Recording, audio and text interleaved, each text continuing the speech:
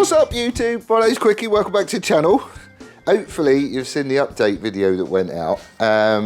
So you get the gist as to what the bike's going to look like, or what I hope the bike is going to look like in the end. I can picture it right there, I just need to make the bugger. So, job one today is just to get these little engine mounts in the front. I have left them a little bit long, which is fine, that's alright, that's not a problem. I'm just trying to decide what angle to put them at. Alright, I have left them a bit long just so I can whittle them down. Choices are, I can have it flat, which, don't really go with anything, does it? Or I just do it perpendicular to the frame, which is what I think I'm going to do. To get the engine out, essentially you've just got to lift it up high enough to clear that.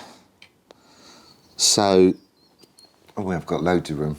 Loads, well, take the tank off, we've got loads of room. But you'd be doing that anyway if the engine's coming out. So I reckon just perpendicular to it. So,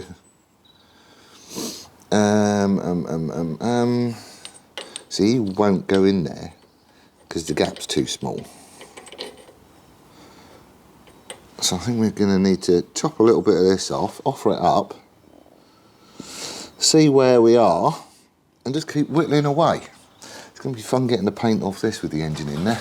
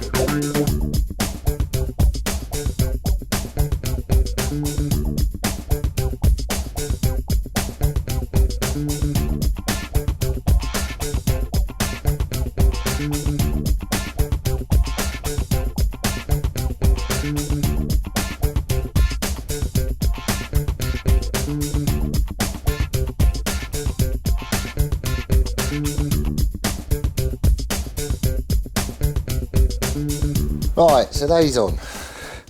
They're not fully welded, not by a long shot, but they also ain't going anywhere. I've got enough on them just to sort of keep them in place so they don't go anywhere when we take the engine out. I can't get in there to fully weld the back side of it just because the engine's in place, but it should be fine until we have the engine out and I can stick it on the bench and dress it all up properly. I've just had a mate turn up as well. This is the one. He's bought his R1 forks down, he's blown his engine up, he's got some work to do there. But he hasn't got the tooling to change the fork seals on this, and this is just leaking like a sieve. Look at this. Look. I don't know if you can see it, but it's completely gone. Thing is, I got a seal driver and all that lot, so I said I'd do it for him. But you wouldn't want to be riding that, would you? Imagine all that oil coming out and getting over your front brakes. However, I'm looking at these, and they're basically the same length. Do you reckon he'd notice? I'll give him those ones back instead. I'm not remaking the yoke. I'm just not doing it. Anyway, I have had a delivery. So this is my bit of mandrel bent tube. Oh, what you put that on there for? Oh, they've bloody etched it, look. Autosilicanosis.com. Whatever. But I'm hoping he is going to fit on like that.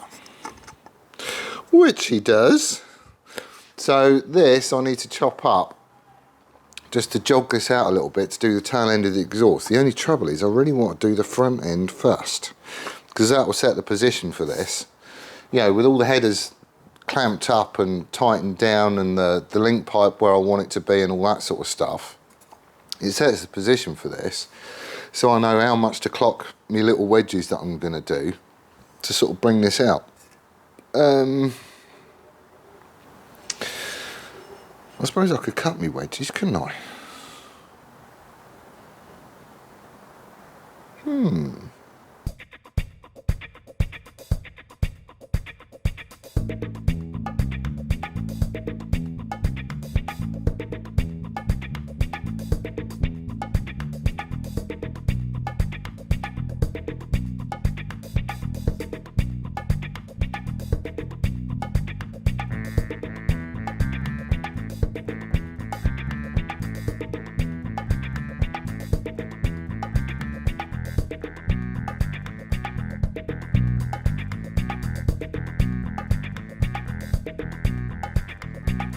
Right, convoluted explanation coming up, so I hope you're sitting down.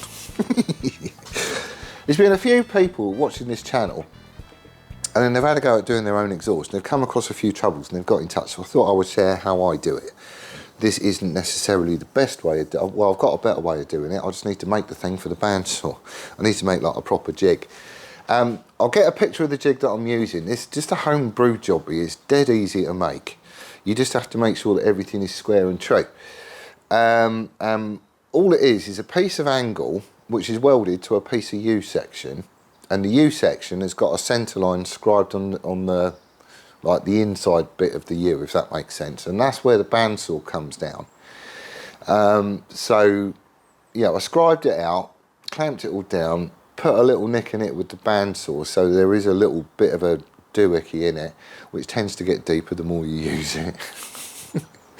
But that way you can line everything up in the bandsaw and then bolt the little jig down to the body of the bandsaw, so it ain't going to go anywhere. And the idea is that the U section bit goes under here like that, okay?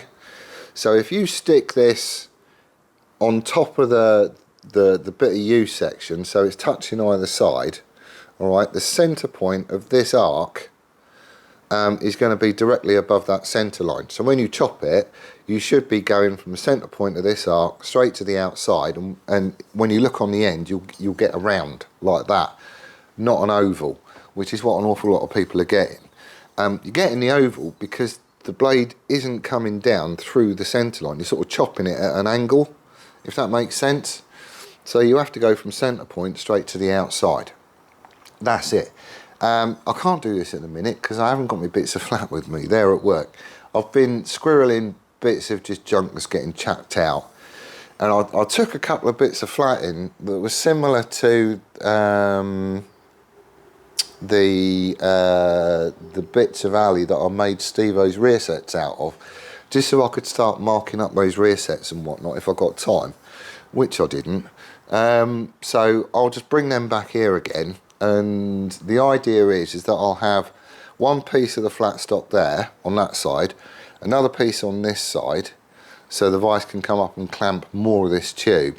And then I just need to support the other end. So I chopped off another bit of angle, which is the same length as this diameter, so 64mm.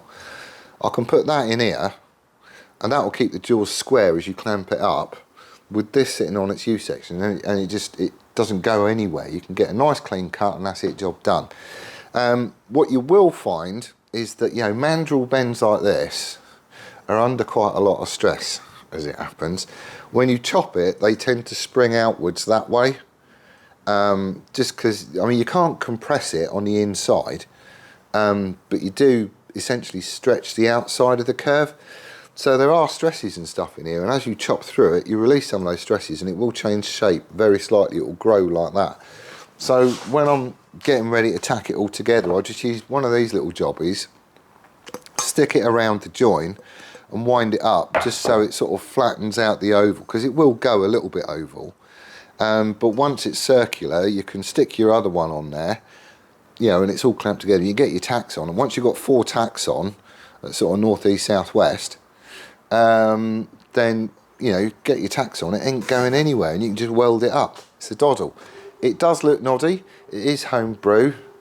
There are more elegant ways of doing it, which I've thought of. Well, I've seen one way, and I've thought of a little tweak to it, which I do want to do, which is essentially another jig that replaces the vice jaws on the bandsaw, and you just bolt it in place, and it will basically take any size tube. So at some point I will get that done, because that would be dead handy.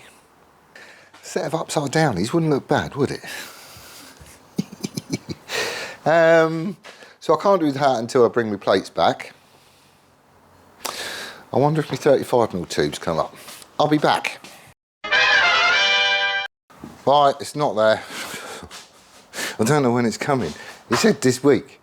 Mind you, it did say Wednesday to Friday, so I don't really want to start another job until this is done, just because I'll have stuff everywhere and I'll lose me. Oh, Mr. Man, every time. You just clobbered something.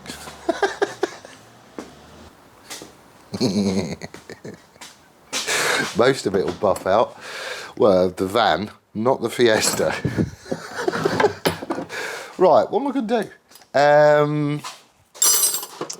I suppose, just put all this lot away. I'm trying to stay tidy and it ain't working. I could start mocking up for the airbox, I suppose. I need to get some card. Oh, I've got tape. Tape. That'll do. Right, let's have a go at this then. Right, I know the basic shape that I want. It's just how much room have I got?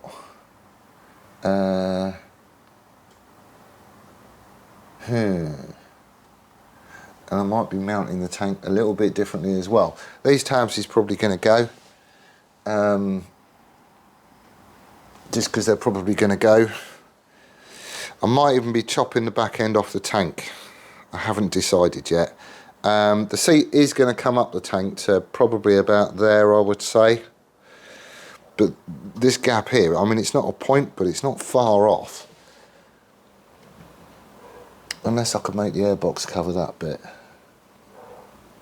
Or the seat would, wouldn't it? No, the seat would. Okay, so the tabs are going. We're going to mount the tank with a couple of tabs back here to the frame. Just sort of there on the inside so you can't see it. So that's all good.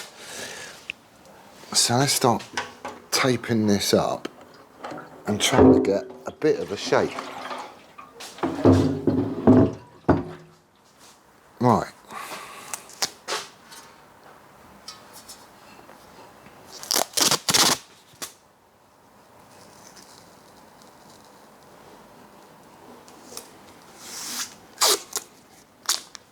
Oh, look. This tape is just going to split and run. Oh, come on. Why are you doing this to me?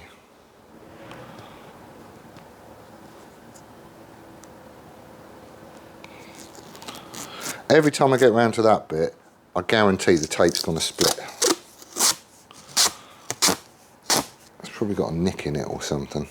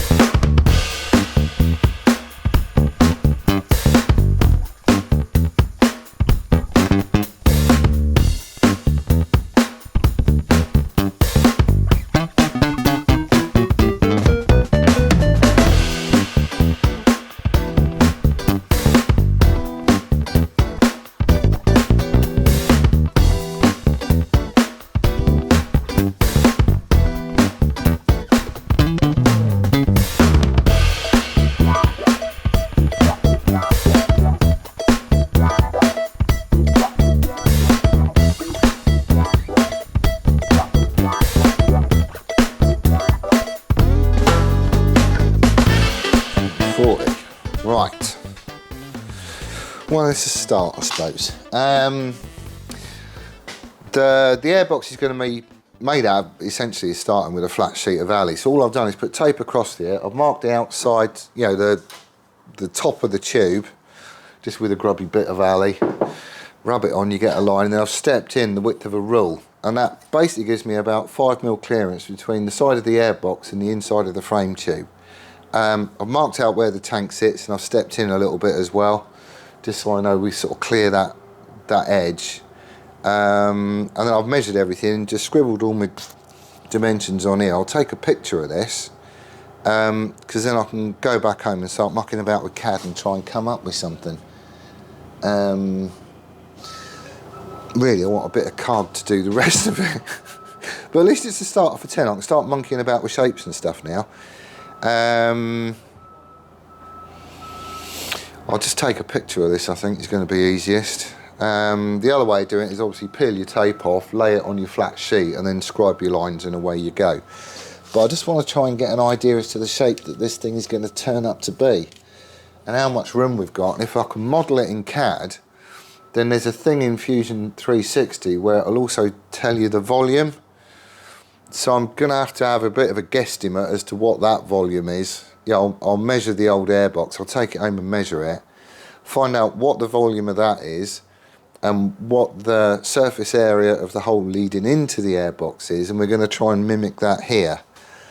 Ideally, I want it all to come out, but it's a bit of a stupid, because it comes out to where the carb is, so this bit is going to be wider than that bit, and it's going to be longer.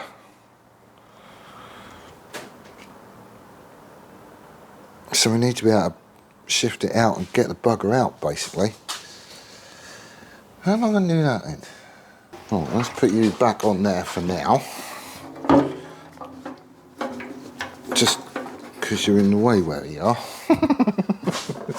At least I've got a starter for 10, and I can just start mucking about with ideas and see what I come up with. I just need to make sure I can get the bugger out, because it does go back quite a way, doesn't it?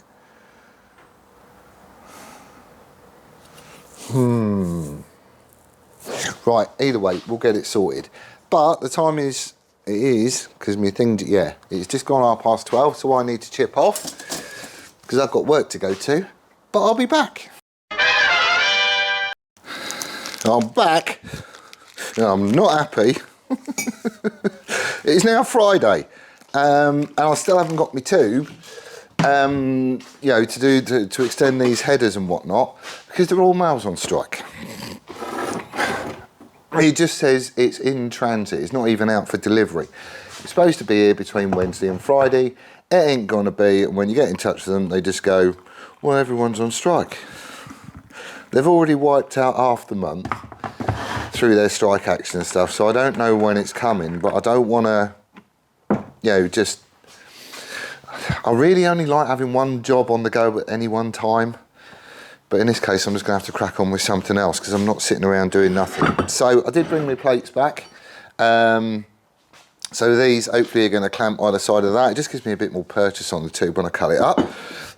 And then these is going to turn into rear sets, because there's easy big enough. I've also got the little rear brake master cylinder on its way.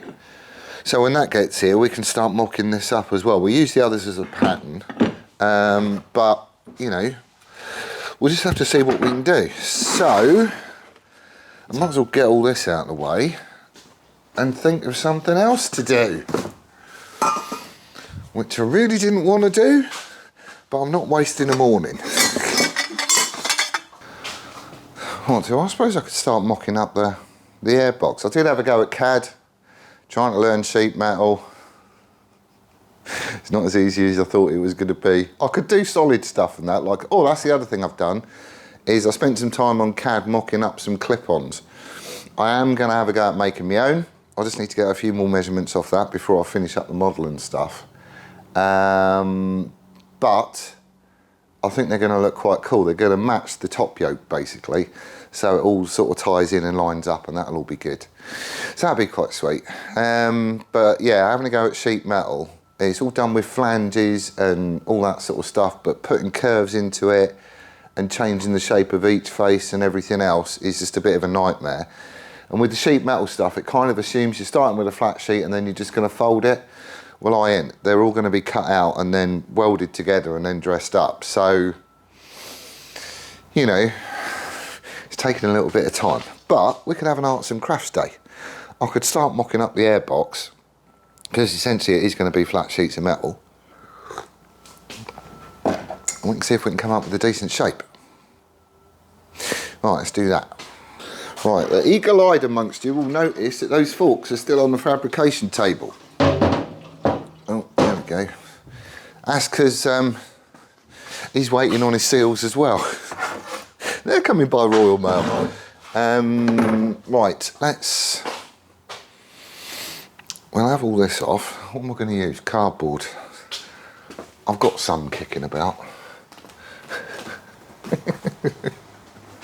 This will do. We'll just chop this up. Is it going to be wide enough? Just. That'll do.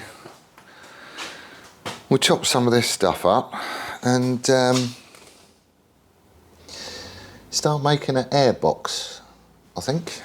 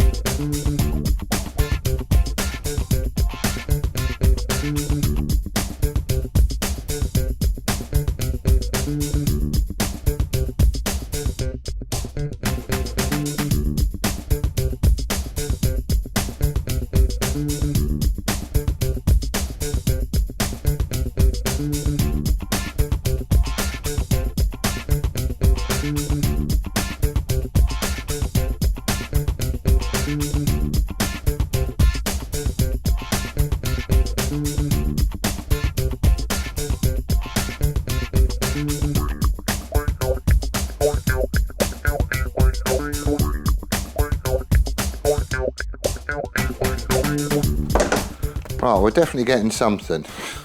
Definitely getting something. It's not an exact science, as you can tell. But the cool thing about it is just card. I like this corrugated stuff, especially if you're working in stuff which is basically flats and curves, because this corrugated stuff, it's got ribs that go along it. So when you can sort of curve it on the lengthways on the corrugations, and it sort of holds its shape, which is good. Whereas if you just got like normal card, it's all just a little bit floppy. This isn't exact by a long shot, but it's going to get us somewhere pretty close, I think. Air filter, we're probably going to need to modify just a little bit. Just a little bit, I'll show you why. Right, so this is going to sit in basically something like that. Sort of thing. It does go, it's just me being cack-handed. But he's going to go in there, something like that. I need to take these corners off here, but I'm leaving them on just for the minute because it kind of holds it where it needs to be. So there is going to be a tiny little gap all the way around it, which is fine.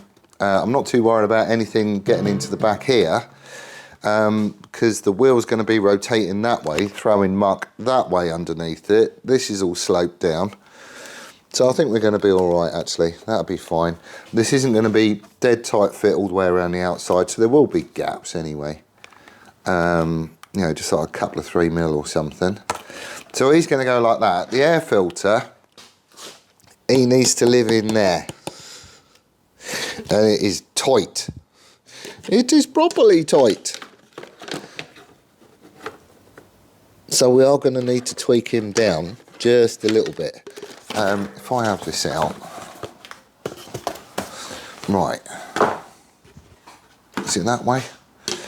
He's going to live in this way, but essentially he's got to live in a bit across between these tubes. I don't mind if it sticks down a little bit, but that's where he's basically going to live. So we do have this lip on the outside, and obviously want to make it, you know, a nice seal all the way around. So what I'm probably going to end up doing is trimming this edge and this edge so they're flat. I'll get some of that sticky foam cushioning stuff, and we'll have him go around the outside, and then we're just going to have 4 little bolts, I think. So you will see 4 bolts from the back of it, but this piece is going to need to be removable because you're going to need to change this. It's either that or I flip it the other way around and I put a channel that this basically, you know, have the lip off and put a channel that it basically slides into, which is another way of doing it, which will probably be a bit easier actually. Why wouldn't I do that? Because as long as you can split it here and take the bottom of it off, you could essentially slide this out. Oh. Or I could even do it from the, no, I don't want to do it from the top. Right, let's just get the main shape of this airbox and we'll figure this out later. Ooh, bad news about the ZZR, but I'll let you know about that when I'm filming tomorrow. See, I knew this was going to work out. I knew it was. This is the only bit that's got me a bit, because I don't really know. It does have to go, well, it can go that way or that way. It's just the lip on it is for the stock one. And it does all sort of line up. And it fits. But, ooh. Oh, actually, it does quite well that way. Is that the same angle? Yes, it is.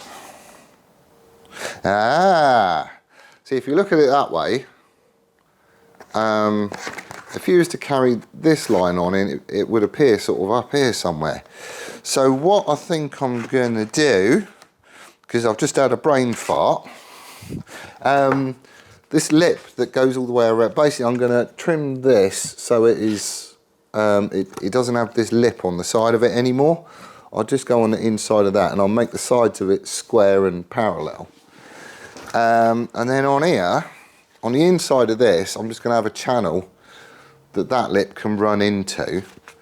Because if that's going like that, it could appear out here. So essentially I can have a removable panel in the top here, which I'll just, you know, I'll find some way of fixing it on. I don't know quite how, but it will find some way of fixing it on.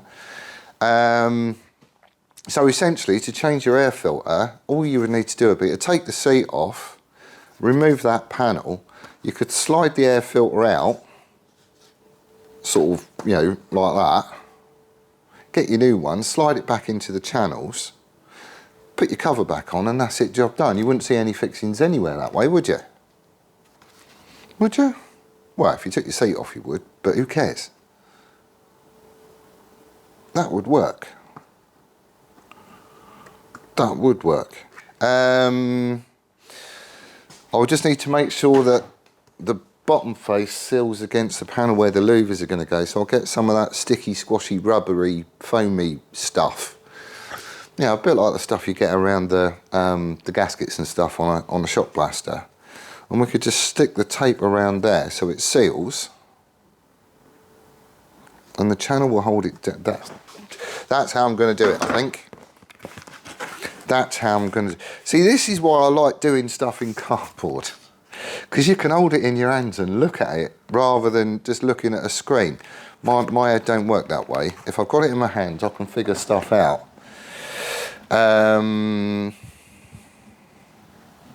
So yeah, that's what I'm going to do. Don't know if I said, but this is the panel where we're going to have louvers. So I was chatting with a fella at work who's very good with tools. That'll give you a clue where he works. But I was bouncing some ideas off him for a louver press, what I want to make to go into the fly press. If it's too tall for the fly press, I'll just shove it in the hydraulic one in the corner. And we're going to be stamping some louvers out here. So I will slot it first, because the one that I'm planning doesn't do the shearing, because I don't like those ones. But I'll slot it first and then stick this in this tool and we'll press out some louvers. I'll get some pictures and shove them up so you know what I mean. But essentially the louvers will come down like that, so sheet metal will carry on and come straight down, and then on the underside, that's where you got the hole for the air to go whooshing in. And all we're going to do is have like 2 rows of louvers that sort of, you know, follow the outside edge, so there'll be a piece of sheet metal that gradually grows in the middle. I don't know how many we're getting there, but we space them out and that'll all be fine. But now I've got this and I know the size of it, I can measure this up, measure the hole on the original airbox, and just make sure we're going to have enough of a hole in the back of this for enough air to come through, so we at least match that. This is going to have square corners on the inside, the other one is all rounded, so the air in this is going to be a little bit turbulent, I guess, which CV carbs don't really like, but we're not going to know until we run it, basically. But as long as I can get the volume of this at least what the stock one is, or bloody close, yeah, I think we're on to a winner. So that's my plans for the weekend. I'm having an arts and crafts weekend because I haven't got any steel to do me exhaust, and they ain't going to be turning up over the weekend either, because they don't deliver to the yard on a Saturday. So I'm hoping that turns up next week and I can get that lot done. But what I'll do over the weekend is I'll build the rest of this up in cardboard, partly because I want to see if I can stick it in and out without having to take the carbs off. It's just a pet peeve of mine that you can't do that on the stock bike. It would be nice to be able to do it on this one.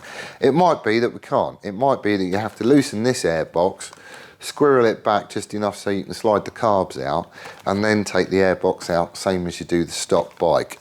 If I have to do it that way, then I have to do it that way. You know, that's what you have to do on the stock bike anyway, so it's not like I'm, you know, messing it up. It's just this is going to look a lot better than that. I hope. He says, full of confidence.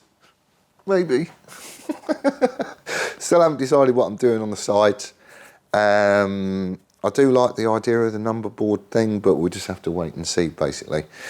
But anyway, there you go. That's where I'm going to leave it for this one. Thank you ever so much for watching. I do hope you're well and staying safe, and we'll see you on the next one. Laters!